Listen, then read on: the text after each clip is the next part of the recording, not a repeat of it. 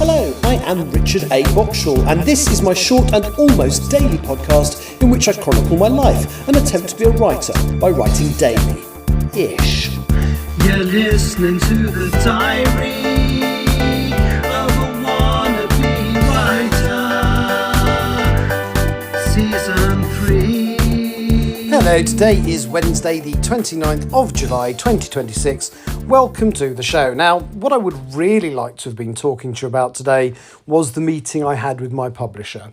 It went well, but one of the things I forgot to do was ask what I could say on this. So, whilst being very cryptic, I can say I have been offered something. It does look reasonable. There are timescales in place. But until I've basically got permission to talk about it, I can't say any more than that. Which is my own bloody stupid fault for not asking the question whilst I was at the meeting, but that's fair enough. But it is good news.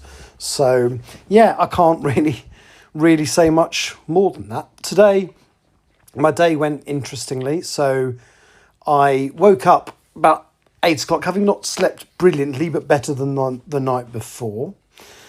I couldn't decide what to do in the morning, so what I should have done was a bit of work on chapter 30, but I was I wouldn't say nervous about the meeting, but it was in the back of my mind and it was stopping me from concentrating. So it just wasn't going to be a very productive day in terms of writing. So what I did instead was what did I do? So I read the first 30 pages of Dune Messiah, which is obviously the sequel to the original Dune book, and I understand it's the book that Dune Part 3 that comes out later in the year is going to be based on.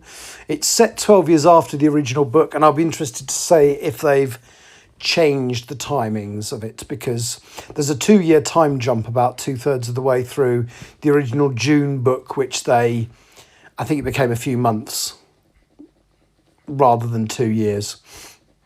So yeah, it'd be interesting to see how they do that and whether the third film is set 12 years away or just a little bit away, or I mean the way the film ended, it could even be set immediately afterwards. Now what I did find very, very interesting, comparing, so the other thing I did today was I watched Dune Part 2.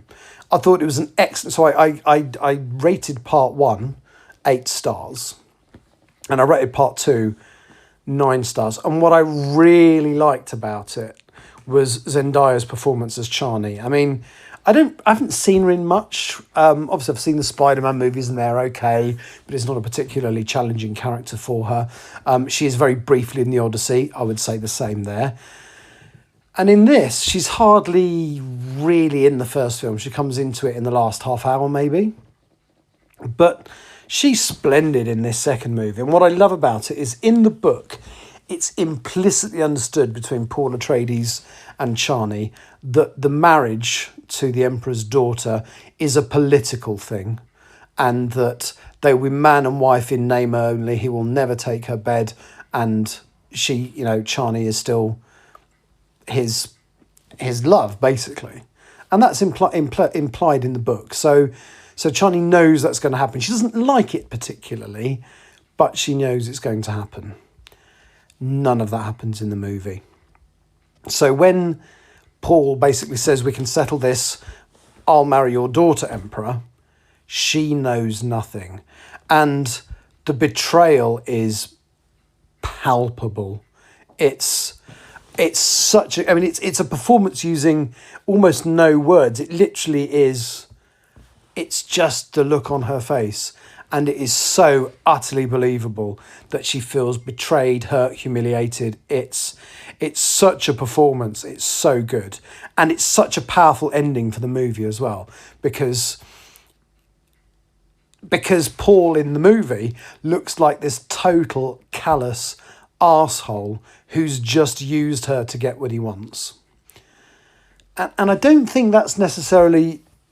Well, it'd be just interesting to see, because I've started reading Dune Messiah and they're still together, and it's 12 years on, he's still never slept with his wife, the Empress. He's still, him and Chani are very, very close. I'd be interested to see if they adapt that for the book. Sorry for the movie for part 3. I'm really looking forward to it now. I thought the middle movie, because that's what it is effectively, was, I won't swear, but effing superb. It was, as I say, and that ending was just so powerful. It was going to be an 8, I think. I would have given it an 8 out of 10. And then the last few minutes and Zendaya's performance, for me, elevated it to a 9. It was truly emotional and truly good. There you go. I've massively overstated it now, and anybody else watching go, oh, yeah, I suppose.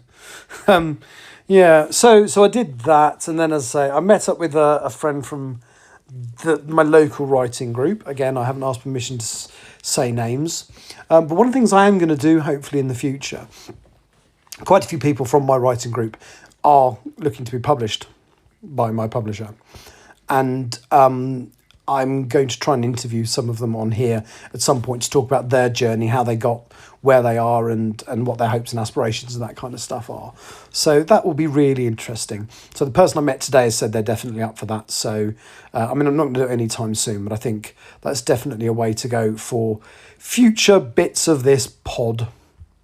Anyway, so that kind of turned into a Dune book versus movie thing. But as I say, what it should have been was talking about my meeting with my publisher. But as I say, without checking with them what it's okay for me to say, I don't feel I can do that. What a numpty. Never mind. It was a good day. Take care.